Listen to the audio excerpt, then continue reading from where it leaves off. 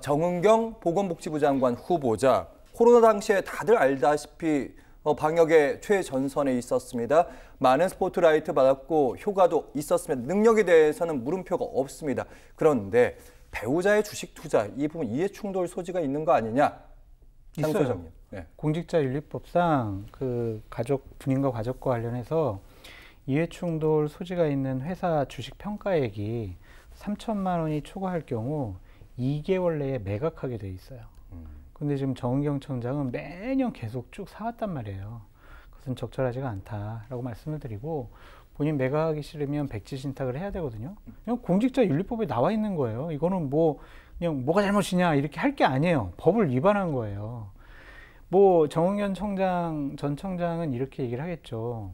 또 옹호하는 쪽에서는 이렇게도 얘기를 합니다. 시점이 중요한 거 아니냐. 우리가 직무 관련성 있는 것과 관련해서 내부 정보를 우리가 미리 알아가지고 주식을 샀으면 나쁜 사람인데 그건 아니지 않느냐. 이렇게 얘기하는 분들도 있는데, 예. 그것도 법 위반이고요. 지금 백지 신탁이나 주식을 2개월 내에 판매하지 않은 것조차도 이건 상당히 문제가 있다라고 말씀드립니다. 2022년 5월까지 배우자가 창해 에탄올이라고 손소독제 있잖아요. 예. 그걸 계속 보유를 했어요. 그것은 상당히 문제고, 이거는 동일한 선상에서 민주당이 비판했던 분이 있어요, 전임.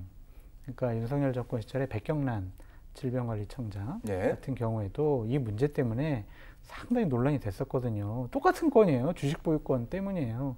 근데 결국엔 사퇴했어요.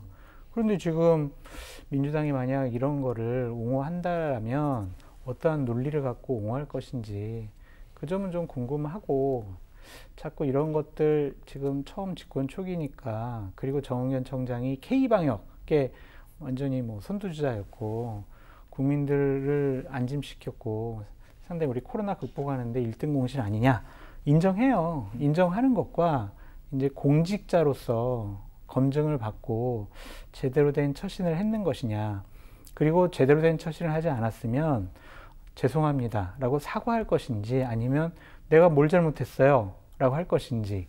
민주당 의원들 같은 경우는 또 보건복지부에서 상임위에서 인사청문회 할 때 상대당 국민의힘 A 의원을 향해서 너는 청문위원 할 자격이 있느냐 이렇게 방어를 할지 우리가 좀 지켜봐야 할 대목이다 라고 말씀드립니다. 알겠습니다. 그건 좀 지켜봐야 될 것 같아요. 정경 후보자도 얘기를 했거든요. 그러니까 잘못 알려진 내용이 많다. 그러니까 인사청문 과정에서 소명하겠다 이렇게 얘기를 하고 있거든요. 그러니까 말씀하셨던 것처럼 원칙상 맞을 거예요.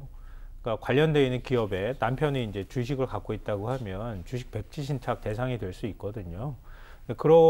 그것하고 예를 들면 그러니까 그 장관으로서 배우자가 장관이었을 때 일정하게 그 회사의 매출액이 증가한다거나 이익이 돌아가는 거, 이해충돌의 문제가 또 하나가 있는 거잖아요.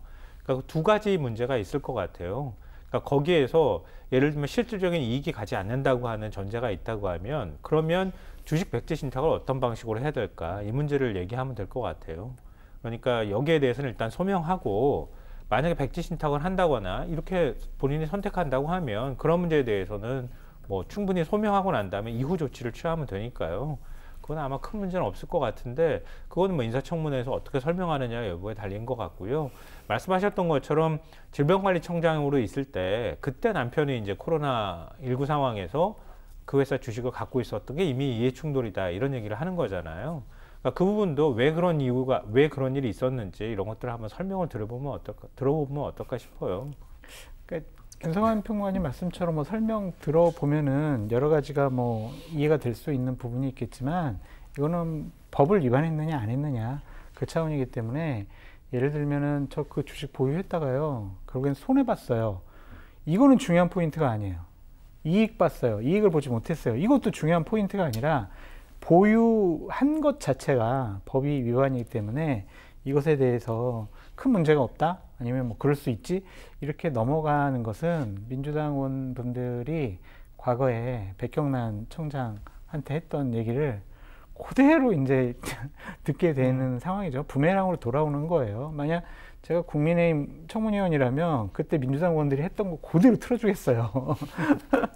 그러니까 이제 이런 것들이 문제가 될 텐데, 이제 그것이 결정적으로 보건복지부 장관 하기에는 중요한 결격 사유냐, 예. 이것 때문에 도저히 정의용 못 시키느냐, 아니면 이런 뭐 여러 가지 논란이 있더라도 이분이 제대로 의료 계획도 해내고 보건복지 분야에서 전문가적인 식견과 예. 전문성 갖고 있으니까 이분이 하면 잘 될 것 같다. 이게 또 이제 여론이 흔들릴 거 아니에요. 근데 예. 많은 국민들이 정의견 청장에 대해서는 고마워하는 마음들이 많이 있기 때문에 그냥 논란이 되겠지만 뭐 임명하는 데는 그렇게 큰 무리가 없지 않을까. 근데 주식이 이번에 뭐 청해 에탄올 이것뿐만이 아니라 예. 더 많은 주식들을 보유했다고 하더라고요. 이제 그런 것들도 밝혀지게 되면 국민들께서 좀 판단하시겠죠.